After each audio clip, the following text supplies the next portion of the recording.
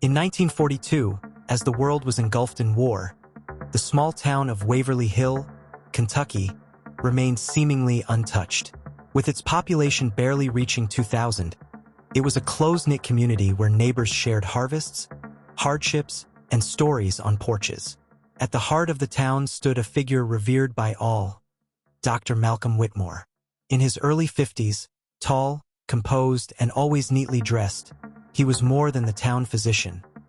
He was a symbol of stability and compassion. Dr. Whitmore had delivered generations of children, stitched up injuries, and was often called a miracle worker. No one could have imagined that the same man who brought life into the world was hiding a terrifying secret. The piece of Waverly Hill began to unravel in spring 1942. What started with the disappearance of vagrants quickly escalated to familiar townsfolk. A schoolteacher, 2 brothers, and a church deacon, all vanishing without explanation. Fear gripped the town. Families locked their doors. Speculation grew. Kidnappings, runaways, perhaps even war conscription gone unrecorded.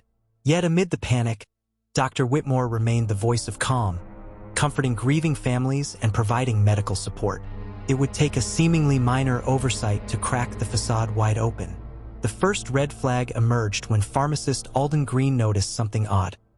Repeated, large-volume orders of morphine, formaldehyde, and ether under Dr. Whitmore's name. At first, it didn't raise alarm. But one day, a duplicate carbon order was left behind in a drawer during a routine visit.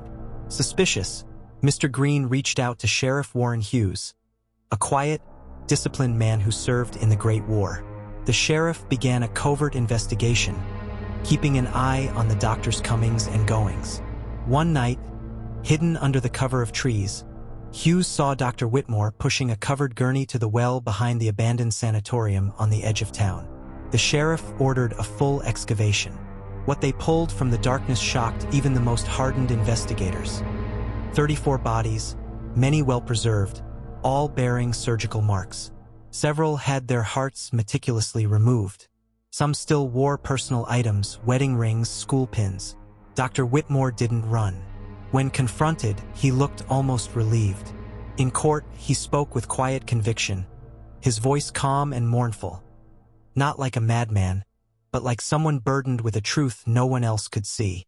The truth, as revealed in his meticulously kept journals, was chilling. He had never accepted Abigail's death. Not fully. He believed her heart had failed because nature had not yet perfected it. His grief turned to obsession, and that obsession turned to theory. What if one could build the perfect heart? What if the human soul could be tethered to a flawless vessel, undying and uninterrupted?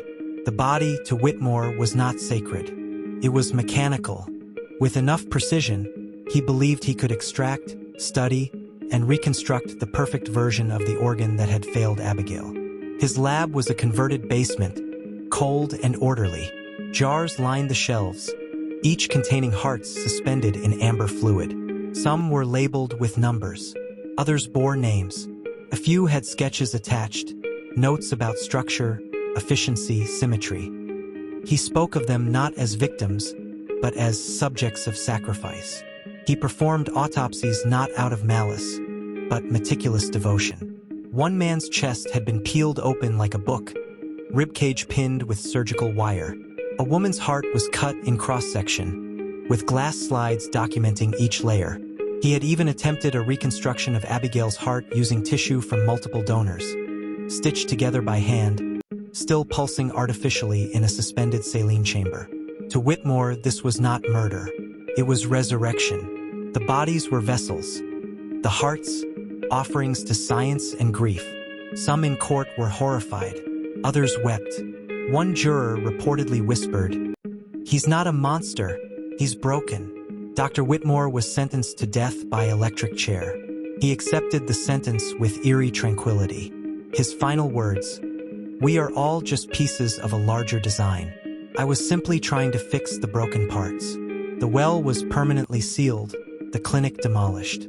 Yet, decades later, those who remained in Waverly Hill claimed that on cold, wind-swept nights, whispers could be heard rising from the ground. The town never fully recovered.